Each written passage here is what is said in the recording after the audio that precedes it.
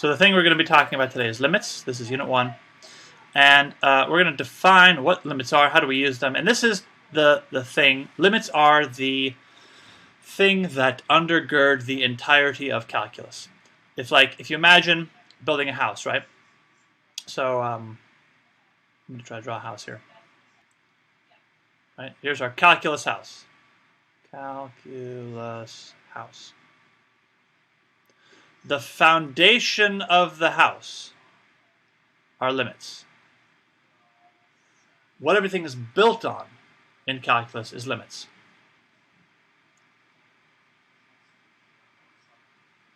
Limits are the sort of fundamental idea of how calculus sort of came to be. On top of that, the structure of the house is derivatives.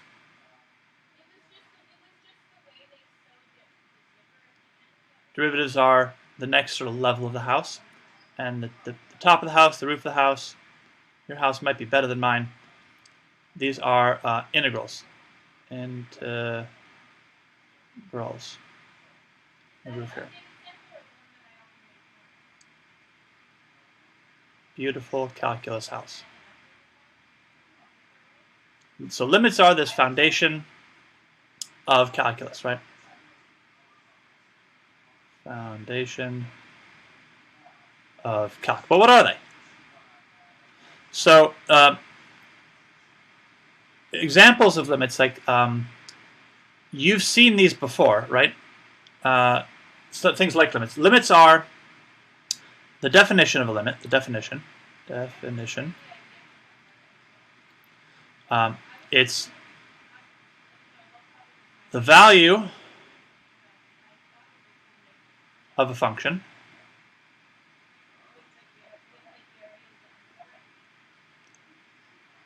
when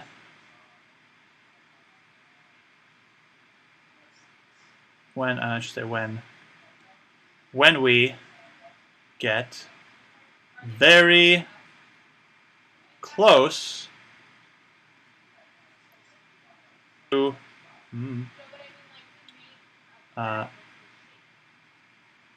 an x value. So we are approaching. A limit is something that approaches a value but never reaches. Approaches a value but never reaches a value. A limit is an idea of something getting very close to something. You're looking to get close to a value, but you don't want to actually reach that value because maybe you can't. Maybe there's something preventing you. And we'll see different ways that this can be prevented. But a limit is a value of a function when we get very close to, to an x value. To an x value, a particular x value. The value of the function, meaning the function which is like f of x, right? The value of f of x, which is the same thing as saying we're getting close to y. So a limit tells us a y value when we get very close to a particular x value.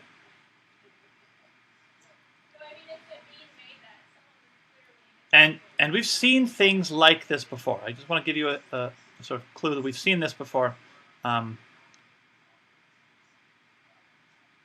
Places we've seen this. Places we've seen this are things like asymptotes. Asymptotes. Right? If you have a function, right, that gets very close to a particular value, but never reaches it, right? Y gets close to the line, but doesn't touch it.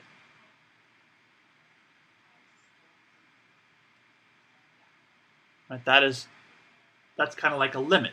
You're getting close to a particular value, but you don't actually reach that value. Y gets close to the line, close to the dotted line, right? You approach the dotted line, but you don't actually reach it. You don't reach it until you get to infinity, right?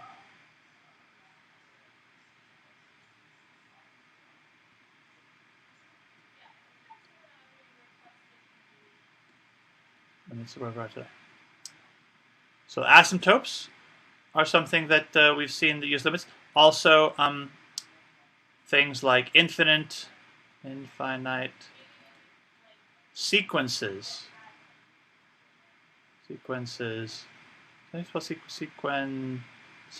or series, right? When we had sums of I equals 1 to infinity, right? Of 1 over I.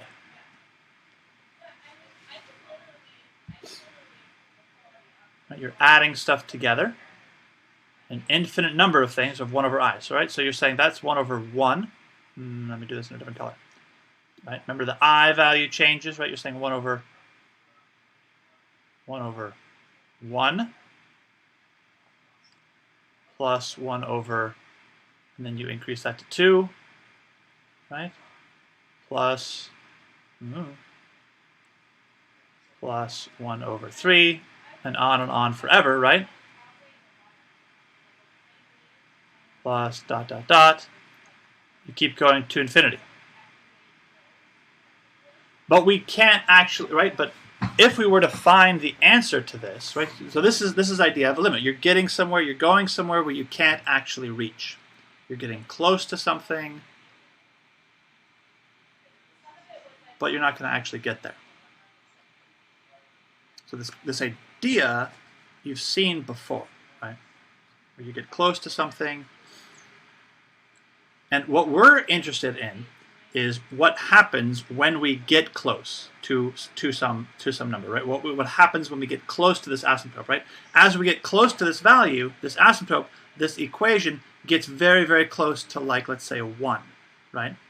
As we approach this, it gets close to this value of 1. As you add up these infinite sequences, 1 over 1 plus 1 over 2 plus 1 over 3 plus 1 over etc., to infinity, as you add more and more, you see that the value gets closer and closer to a particular number, right? Eventually, if you go to infinity, you can identify what that number is. We have ways we can kind of work out the number, but we're never going to get it directly. We never find the value exactly. But we see where it's going. Right? We see where it's going. We see, oh, it's getting closer and closer. It looks like it's getting closer and closer to 2. Or it's getting closer and closer to some particular value. And that's what we're interested in with limits. Limits get close to a value, and so we want to see what happens when we get very close to something. So limits are like asymptotes, limits are like these infinite sequences. You're going somewhere, and you see what happens when you get close to that. So let me show you an example. And if you need me to go back, if you didn't catch something, just yell at me. Tell me to scroll back down. Tell me to, I'm going too fast.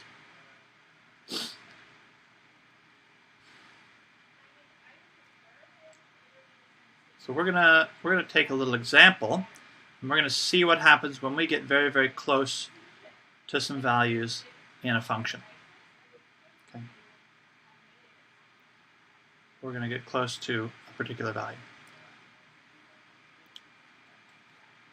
So let's take the equation y equals x cubed.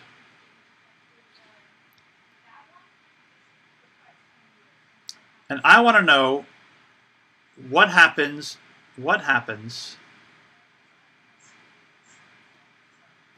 near, or let's say instead of y, let's say f of x. Let's just use our proper notation. F of x equals x cubed. And I want to know what happens when we get near f of, let's say, f of 3. What happens near f of 3? I don't want to know what happens at f of 3. I want to know what happens nearby. So we're going to make a little table. Right, we're going to do a table of values. Whoop. A bit better of a rectangle here.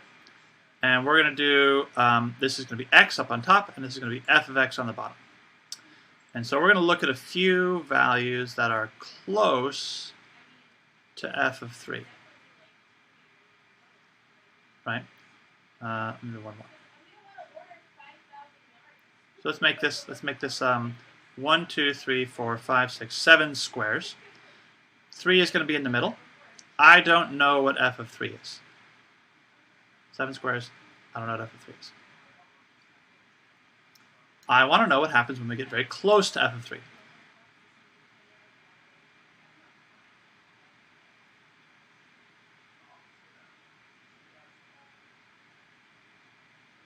So we're going to start pretty close. We're going to start at 2.9. That's pretty close to 3, 2.9. And so let's plug it into a calculator and figure out what is 2.9, what is f of 2.9. If we plug in 2.9 to the equation, x cubed, let's find that out. I have something, let me show you all something cool I found. Can I share this? Let me share this actually. Whoop. Move you. So I want to show you, I have a cool little program called, here, a calculator emulator. This little fake calculator I got here. So I can show you all like what buttons to press and things like that. I'm gonna show you later on. There's some apps. I think many of you have it, right? The x84 app on the calculator. If you don't have that, you can download that. But we're going to be using, and this is going to be important to be able to know how to use calculators like this. On your phones, you have there's a lot of emulator apps like this, a lot of programs that that work like these TI calculators. But I'm going to show you just, I have this here. Is this big enough? Can you all see this? This calculator? Let's see if I can make it bigger. Let's see, view, nope, can't really. Window, I don't know, I'll have to figure out how to make this bigger.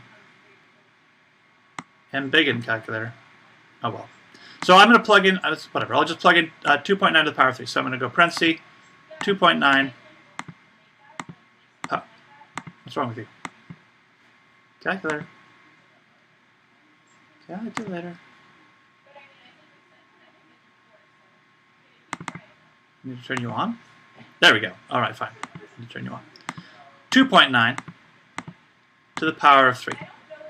So that's going to be 24.389. So here in my thing, let's go 24.289. Right? That's what we had? Something like that? 24.389. 24.389. 24.389. So that's pretty close to 3, right? Pretty close. But 2.9, that's still too far away to really know what happens when we get very close to 3. So we'll get even closer, 2.99. Even closer to 3, 2.99. And so, if I do 2.99 cubed,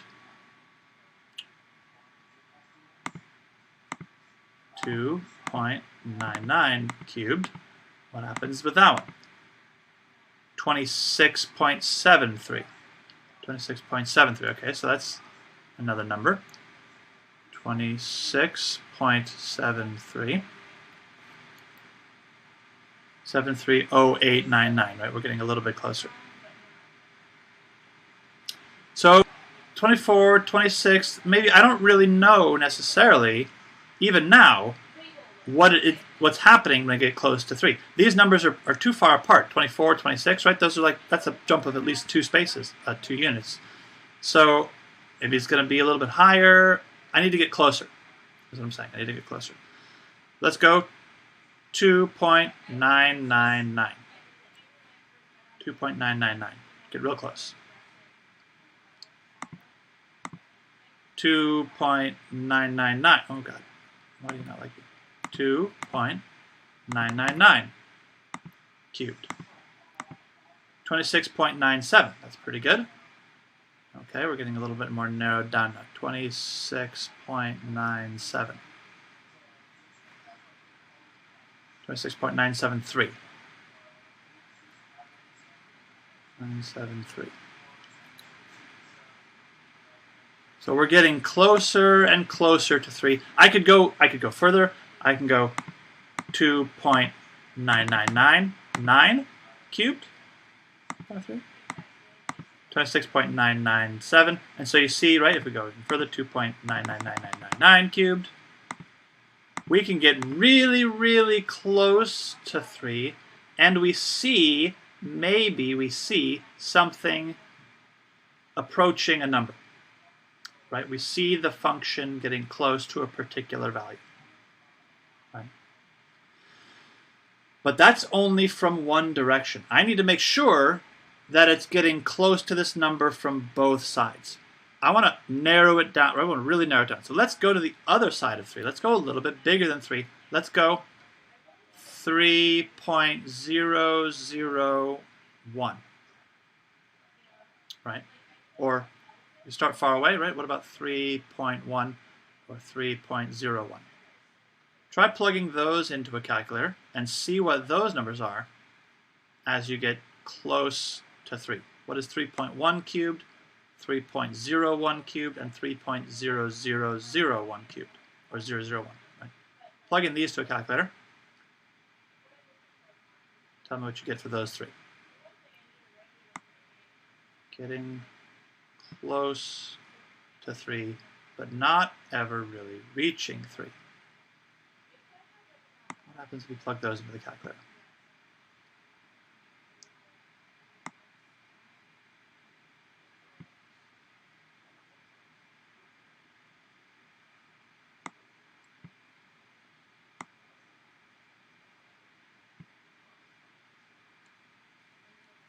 .1 cubed, 3.01, 3.01, getting very, very close to 3. What are those numbers going to be?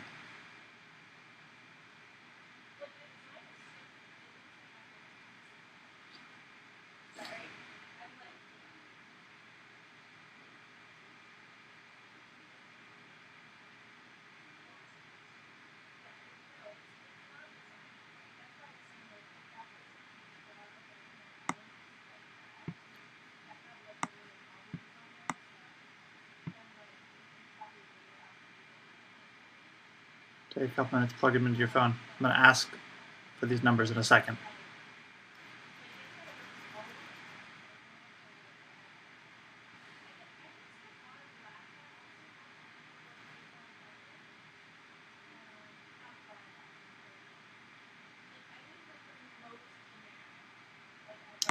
The calculator on the phone? The phone app calculator is called calculator calculator X84. That's what it's called. And if you search that up on your phone, there should be a couple different ones that you can find from there. But any of those will be okay. Calculator X84 is great. There's also, I think, I searched recently, Calculator 84. I don't know, other ones. As long as it has the kind of look of a the graphing calculator look with all the features, because we're gonna use a lot of these, right? As long as it looks something like this calculator here, right?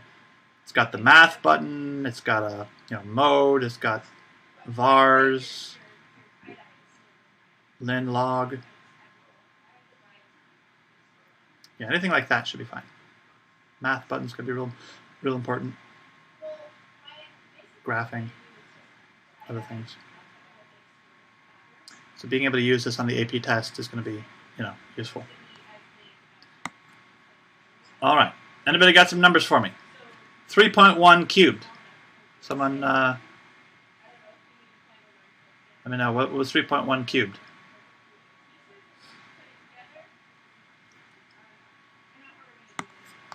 Anybody got an answer for me?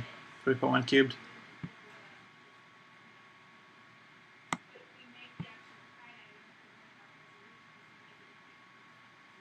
29.7, thank you very much. 29, let's do this. 29 point, oh, too much, can't read it. 29.791, 791. 29.791, okay, great. What about 3.01 cubes? You gotta tell me, I can't see the chat right now. I'm being blocked by my window. 3.01 cubed?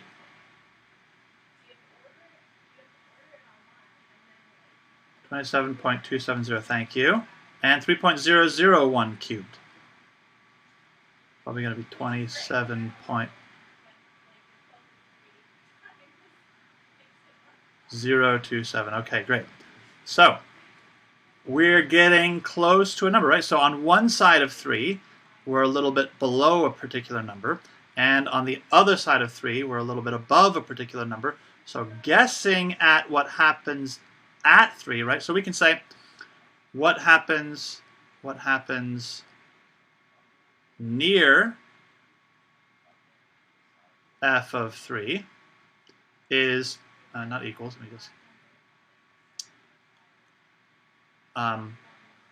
the values get close to, it looks like, 27.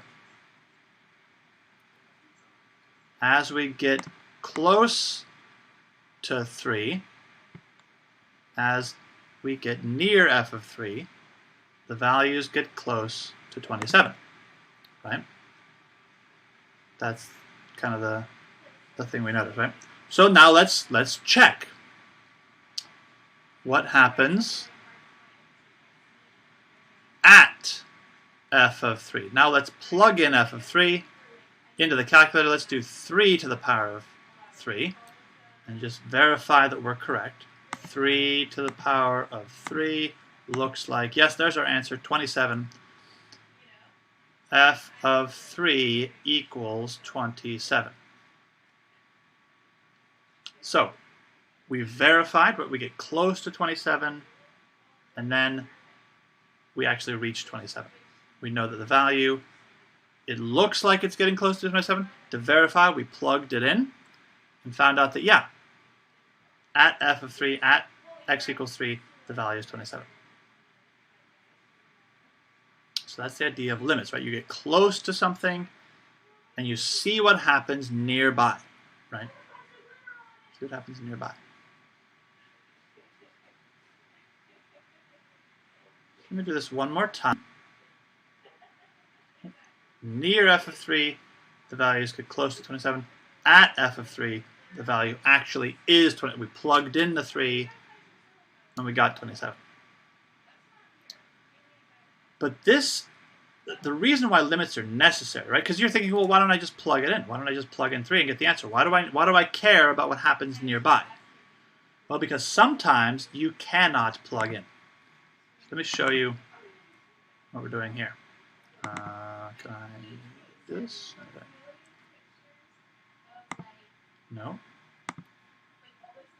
I want to, oh, got it here. All right. So what we just did was this upper part, right? Filled in the chart, 2.9, 2.9, got close to 3, right? In the neighborhood of 3. These values tell us that in the neighborhood of x equals 3, f of x gets close to 27, right? We can say in the neighborhood of f of 3, f of x gets close to 27. Based on the chart, we think it seems like f of x, f of 3, is going to be equal to 27. And 3 cubed does equal 27, so we're all good there. It worked out, right? Well, this says squared, but, you know, you get the idea. Pretend it's cubed. Whatever, it's fine. Let's try this again. Let's look at this example here. So in this example, we have this other function, x cubed minus 3x squared over x minus 3. Same thing, I want to get very, very close to 3, and I want to figure out what happens with this function. What value does this function approach when we get close to 3? So let's plug these into the calculator. X cubed minus x squared minus 3x squared over x minus 3. Let's do our chart again. 2.9, 2.99, 2.999. And then they have this part a little backwards here. This part's a little backwards. This should be 3.001. Oh, I guess that was fine. 3.01, and this should be 3.1. Our charts. So we got to use a calculator for this one. So, no, 2.9 cubed, 2.9 cubed minus 3 times 2.9 squared. And that whole thing, here's where you got to practice with your parentheses, everybody. Put the whole upper part in parentheses. Insert a parenthesis there. Whole upper part. Divided by bottom part in parentheses 2.9 minus 3. And that gets us 8.41. 8.41.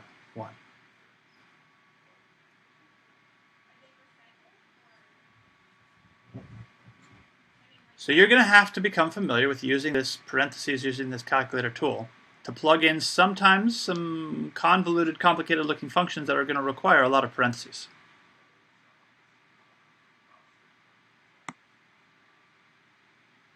Yeah? Parenthesis 2.99 cubed, parenthesis minus 3 times parenthesis 2.99 parenthesis squared, parenthesis minus the whole thing in parentheses, divided by the bottom part in parentheses. Fractions need parentheses around, when you're doing this in a calculator, around the top part, the whole top part, to keep it all together, divided by the whole bottom part. There's other ways you can do this, like you can go math, you can do, I believe there's a way you can write a fraction in this. Where'd it go? Here we go, n over d. Press enter there, and you can type it in like this as a fraction.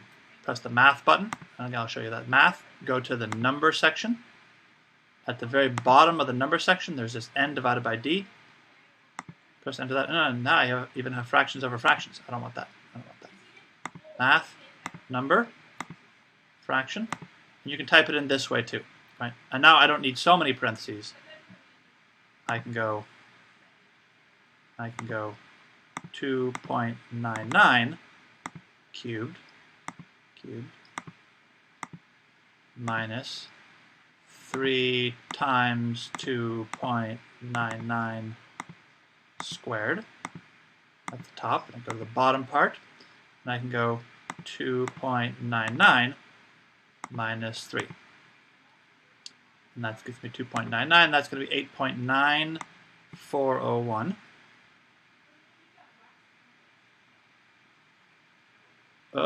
Yeah, I want you to do this one too. 8.9401. Maybe I should have done this on the other one.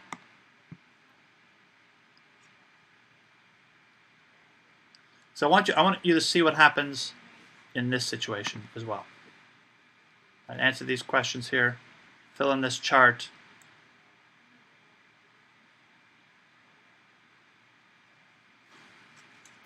And we can do some explanation. Right? What is the value of g, in this case, as it gets close to 3? Let me erase my little... Is it 8.9401? 8.9401. What about 2.999? 2.999. Let's do my math fraction here. 2.999 cubed minus 3 times 2.999 squared over 2.999 minus 3 gets me 8.99401. 8.994001. So again, it looks like we're getting to a number, but try it from the other side too. Fill this chart in.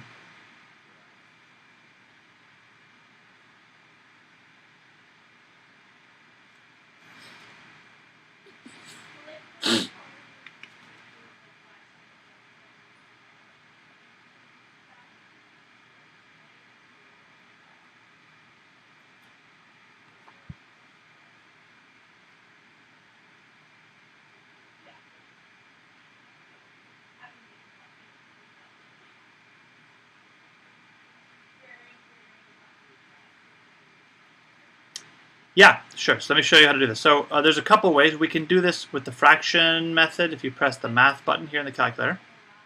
Math button here. And you go to num, the section num. At the very bottom of this number thing, if you go, you can scroll down or you can just press up one time. It kind of loops around. At the bottom of this is this n over d. Press enter on that, select that, and it sort of puts the calculator in fraction mode. And then you can enter all the things you need with the parentheses in the right spots. Make sure you put parentheses in there. That work? Yeah, any other questions people have for this calculator bit here?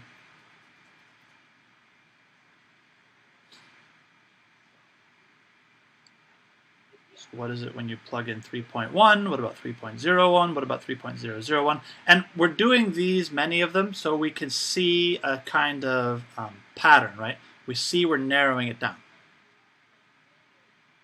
If we just did 2.999 and 3.001, that would give us at least some idea, but we want to make sure we see the approach.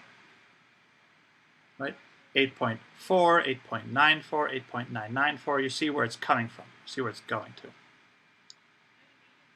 Then if we do 3.1, 1 cubed minus 3 times 3.1 squared over 3.1 minus 3. 3.1, and we got 9.61. So it's over here, it's 9.61 value there. 9.61. And again, what is it for 3.01 and 3.001?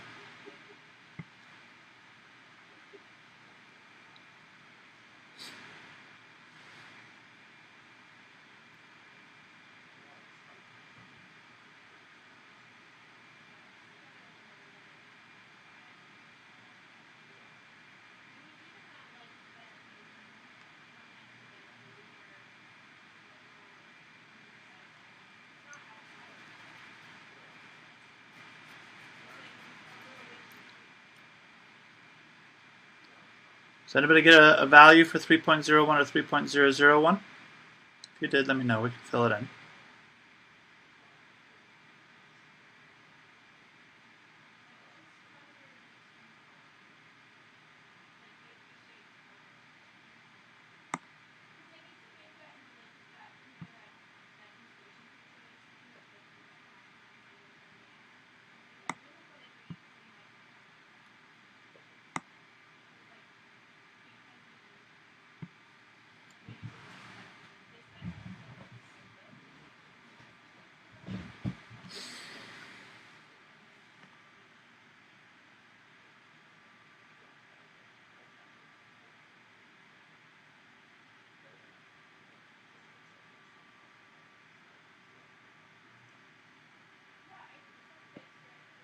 If you have an answer for 3.01 or 3.001, let me know. Either Maybe anyone got 3.01?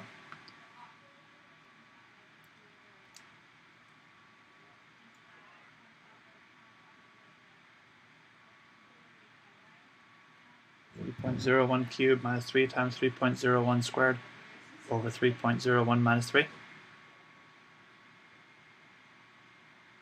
Probably 9 point something.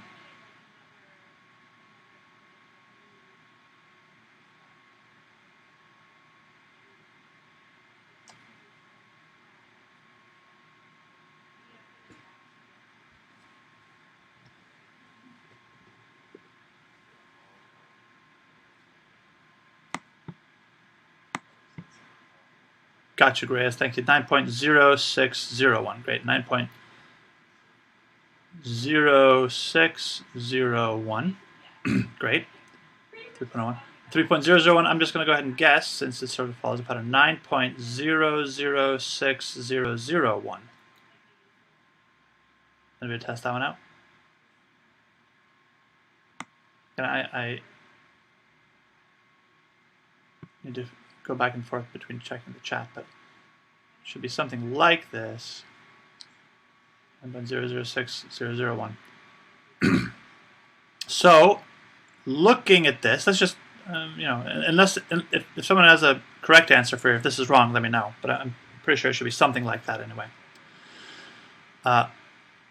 So looking at this, we see, right, from the 2 direction, closer to 3, we get to 8.99.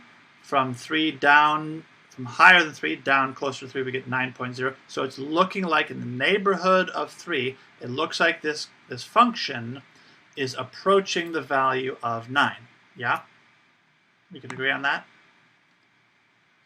It looks like, so what do these values tell us about g in the neighborhood of 3? It looks like g of x approaches 9.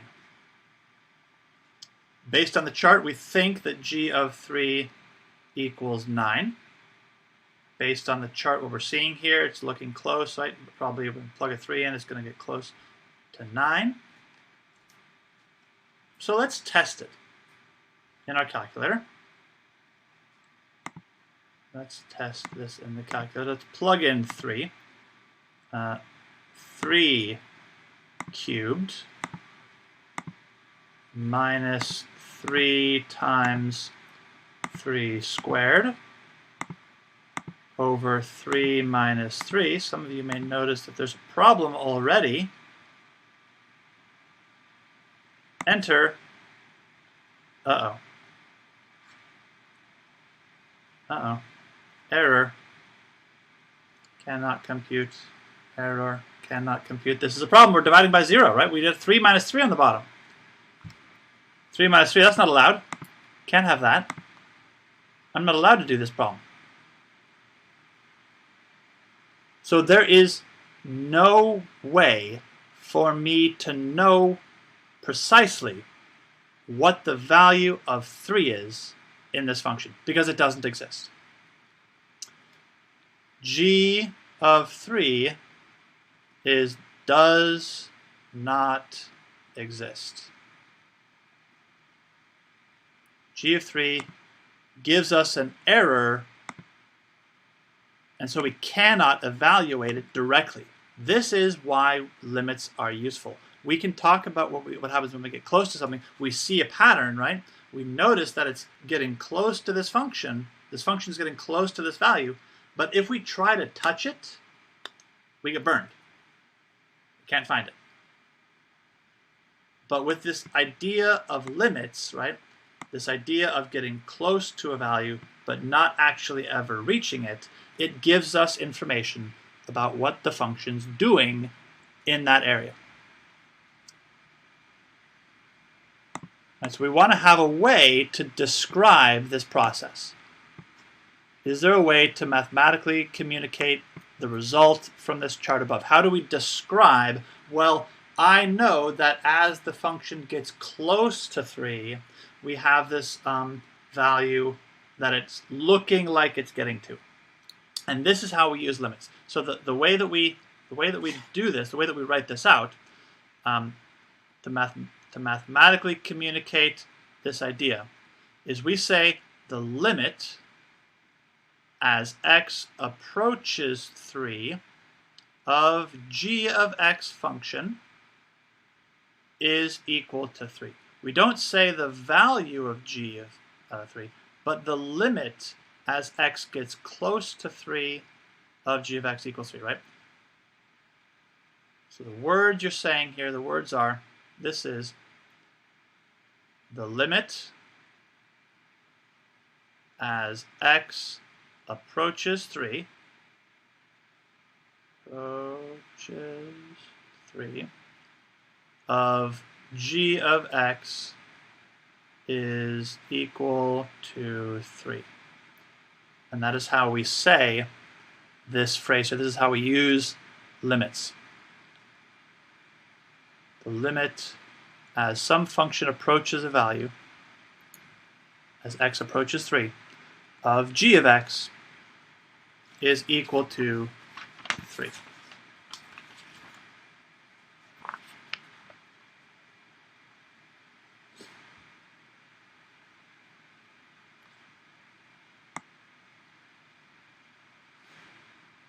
And that's what that means. That's how we use limits in calculus.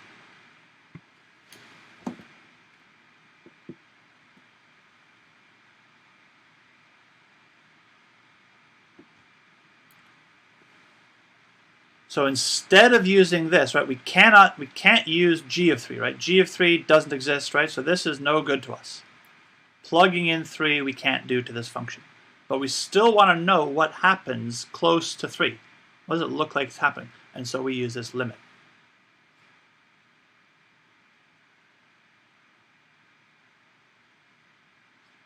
Okay?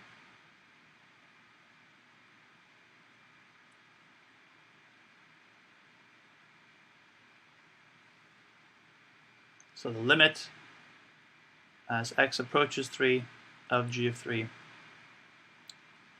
that limit is equal to 3. The function itself doesn't exist, but the limit, the value as we get close. We're like an ant walking along a graph, getting closer and closer, and we want to know, where are we going? What's it look like we're doing?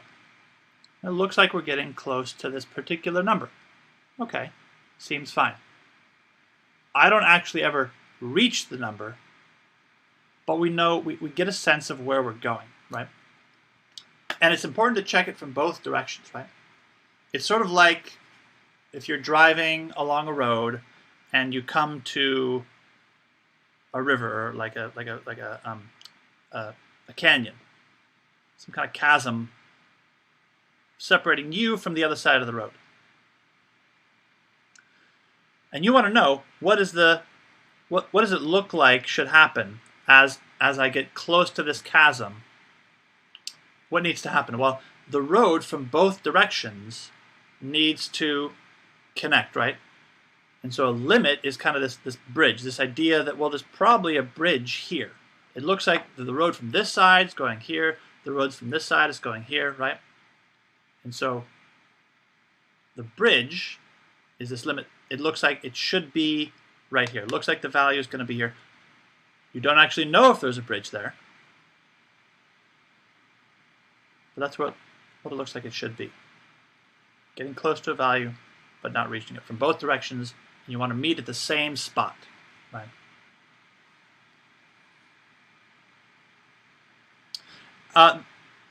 Now this seems like a lot of work to plug in all these equations and calculate this math, and you're not wrong. It's important that you do this though. Make sure you're familiar with how to use the calculator. But I want to show you, maybe there's a better way. Yeah? Maybe there's a better way. What if there's a better way? Better way?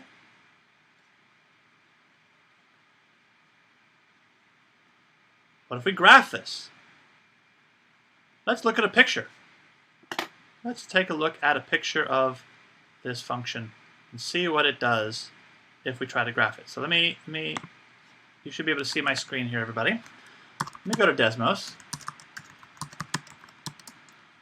Graphing. Let's plug in this function. f of x equals, Desmos, by the way, going to be your very best friend, x cubed minus 3x squared, whole thing divided by whole thing divided by x minus 3. Right? Here's my fraction, my function, nice parabola here. So here's here is x equals 3, right? So it looks like, here's 3, here's the connection here, right? Let me zoom in, see if I can, oh god, let's get a little, there we go, a little closer here. So it looks like this function, right, gets very, very close, 8, 9, right, here's 9, gets very close to the value of 9, right? Looks like this function, if we look at it, even look at it, right, looks like it gets to the value of 9. Here's the blue line is where x equals 3. And it looks like the function touches right at 9, right? If we zoom in even closer, right, we look, yeah, it looks like it's exactly, right, we're not missing anything, right at this line.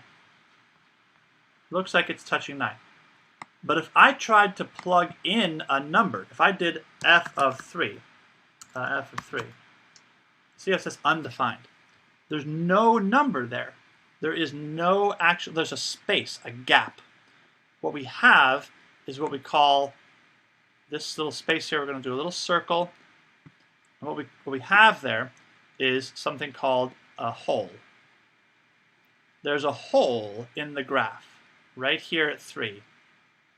A blank space where the graph doesn't exist,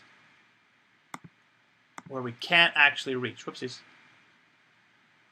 A hole right there at x equals 3. And so for some functions it has this hole, right, and we can't actually reach the value, but we want to know what it gets close to. And so we test it from the left, we test it from the right, and we see where it gets close to. Because see, it doesn't actually, there's no touching there. If I did x equals 2, see it has a number here. Oh, it tells me 2, 4. Or if I did x equals 4, or let's do x equals 1. Here it is, 1, 1. But if I tried 3, there's no dot there, because it doesn't actually touch the graph. So there's these interesting ideas about functions, about limits. Okay, and so graphs can be a very helpful way to identify limits, right? Let me show you, how much time do I have? 10 minutes, perfect. Okay, let's look at a couple graphs, and let me have you find their limits. Hold on everybody.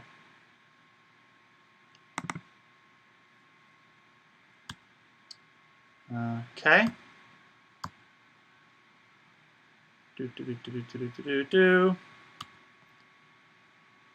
Limits. All right, so which one do I want to talk about? Let's do this one. Yeah, let's try this one here. All right. So looking at, oh, it's got left. I don't want that. Let's just look at this graph here. All right.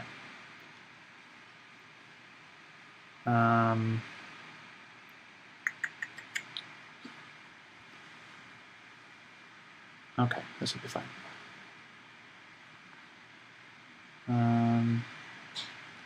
You know what, let me see if I can find a better one.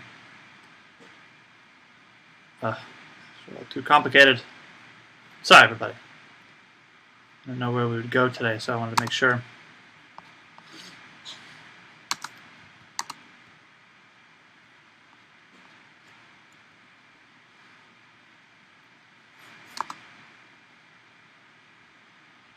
All right, these are fine. So looking at this graph, okay, what does it look like the function goes to, right? Let's say what's the limit as x approaches, let's say, -1 of this function f of x, right? So x approaches -1. So here's the function, right? We're traveling along the graph, getting closer to -1 in this direction. And we're traveling along the graph, getting close to -1 in this direction. What value does it look like we reach as we're going closer to -1 of this function? Where does it look like it's going? Yeah, right, looks like it's going to 2. Perfect, right? So as the function goes closer to that value, the limit approaches 2, right? As x equals -1, the limit approaches 2. What about the limit as x approaches 4 of this function f of x? Let's look at 4. So here's 4. You don't need to write this down, but just take a look at this. So let's see. We have this direction. We're approaching 4 from here.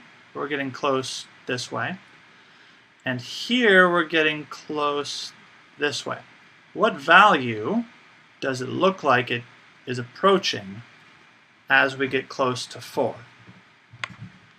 Well, there's a problem. It's different from either direction. As it approaches from one side, it looks like it's getting close to -3. But as it gets closer to the other side, it looks like it's closer to -2. And so this graph does not meet in the middle, right? That bridge is broken.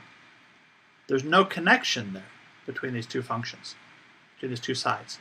And so this function, this limit, what we say in that case is this limit does not exist. Does not exist. Because we're not getting to one point. We're not getting to a specific spot. And so there's no limit in that situation.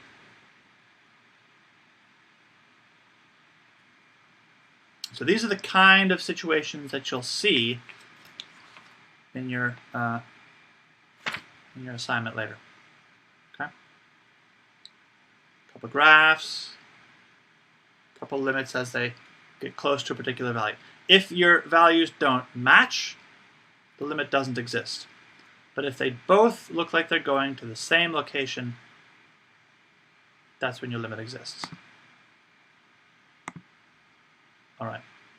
Let me go back to here. I'm going to go back to our notes here.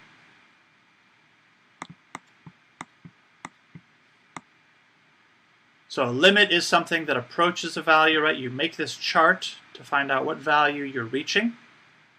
Plug in some numbers into the equation. Find it out, right? So ways to find a limit. One way is make a chart.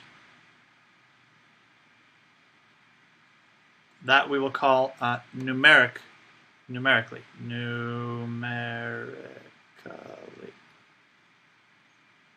Another way, look at a graph. Look at the picture.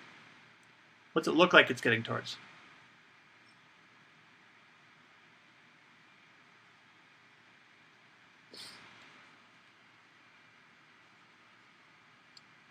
Those are ways to find a limit. Make a chart, look at a graph, and I want you to practice these two over the next few days.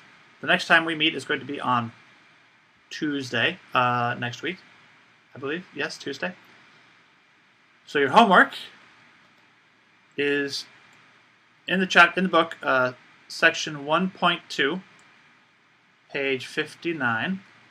I would like you to do numbers 5 through 10, all those, and 21 through 25, all those. And I will post this onto Schoology as well, and I'll post the pictures of the book in case you don't have it on Schoology as well.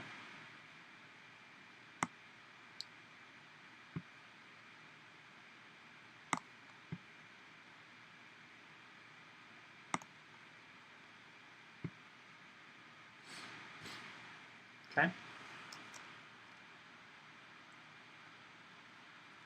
Questions about this? I got a question here that's asking if there's a hole in the graph and it doesn't exist, like we had in the last one. What happens to the graph? Does it just get cut off? Well, you saw the graph here, right? You saw these graphs here, right? Like, for example, this one here. There's a hole right here, but then there's a value that fills in the hole down here. So in a graph, you just indicate the hole with the little circle, and then you just keep going. Right? Let's say, like we had the little circle, right? So you just put a little circle there, and that shows that the graph doesn't exist at that particular location. May exist somewhere else, but it's just a little circle you put. Other questions? This homework is due the next time we meet. Like I said, it's going to be on Tuesday. Tuesday is when we're going to meet next, so I'm going to look for it then. What you will do to turn in the homework is do it on paper and take a picture, post that picture, load it up to Schoology, and that'll be how you turn this in. If you want to work on it digitally, if you do it on digital, that's fine too. Just make sure you post that to Schoology, post a picture so I can see it. Yes, Angel. AP Calc, we got a lot to cover. We got to get going, right?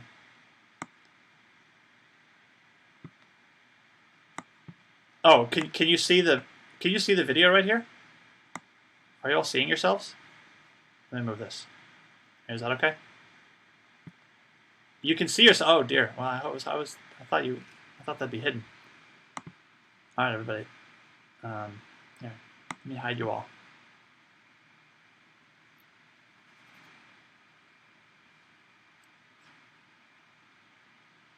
If you have questions, of course, message me and let me know.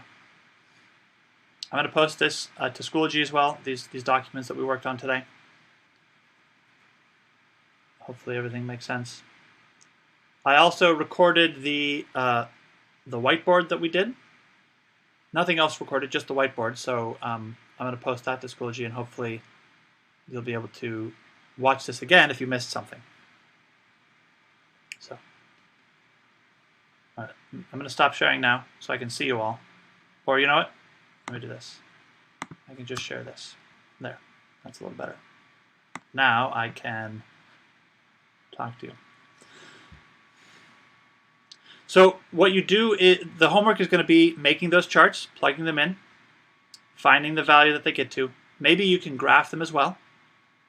And a couple questions about graphing. Take a look at it. It's pretty straightforward. But if you do get confused, I'm happy to help. Message me on Remind, all these things there, and I'll happily help you out. Okay, everybody? I'm going to stop sharing now. Or, you know, I'll keep this open.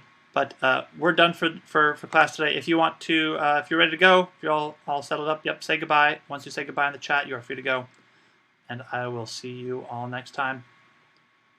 Thank you all very much. If you have questions, you can stick around.